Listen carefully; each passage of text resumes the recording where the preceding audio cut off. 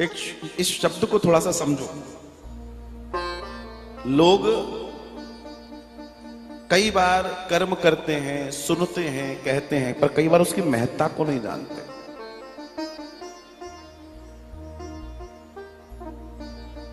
कल्याण का एक अंक है गो अंक।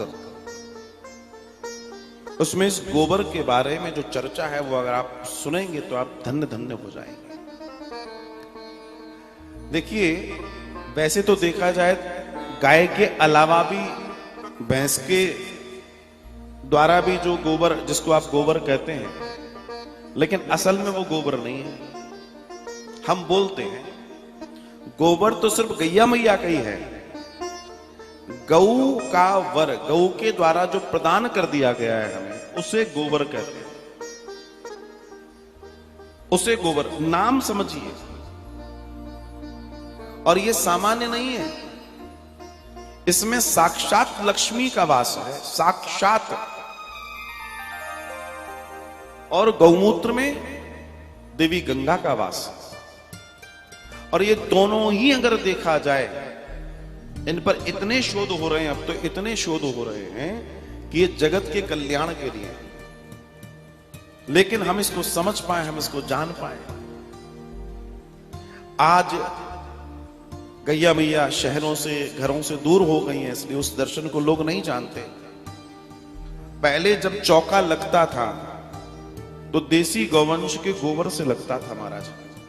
क्यों? क्या उन लोगों के पास कोई और बड़ी सुविधा नहीं थी?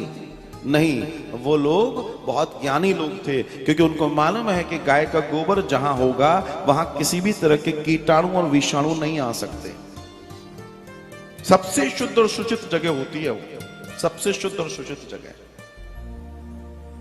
और एंटी बैक्टीरियल है। जब कीटाणु विषाणु नहीं आएंगे तो इसलिए नहीं आएंगे क्योंकि उसके अंदर वो गुण है। उस गुण के वजह से, वो जो गुण है उस गुण के वजह से स्किन, जो त्वचा है, इससे संबंधित किसी भी बैक्टीरियल इंफेक्शन और सारी चीजों के लिए गौ माता का गोबर बहुत लाभकारी है। स्किन डिसीज, त्वचा संबंधित रोगों और किसी तरह के फंगल इंफेक्शन आदि इत्यादि के लिए। और इसी क्रम में गौमूत्र भी, इसी क्रम में गौमूत्र भी।